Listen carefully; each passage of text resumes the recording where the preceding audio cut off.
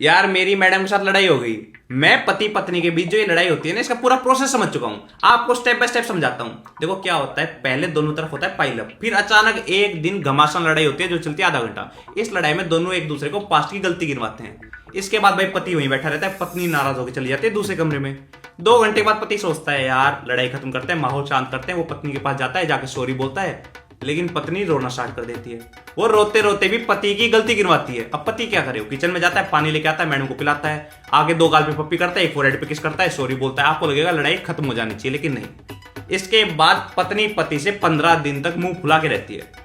और इन 15 दिन में पत्नी पति के लिए कोई काम नहीं करती, लेकिन पति पत्नी के लिए सारे काम करता है। इन 15 दिन में पति पत्नी के ऐसे पीछे पीछे घूमता है कि किसी तरह हंस जाए, जोकर की तरह रहता है भाई साहब। 15 दिन में फ्रस्ट्रेट होकर पति पत्नी को बोलता है ऐसी भी क्या लड़ाई होगी।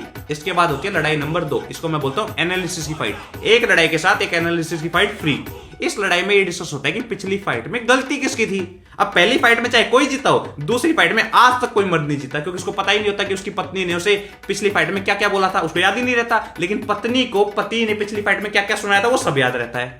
तो गिनवाता कौन है? पत्नी। पति को बेचारे को याद ही नहीं है, गिनवाएगा कहां से? तो जीता कौन है?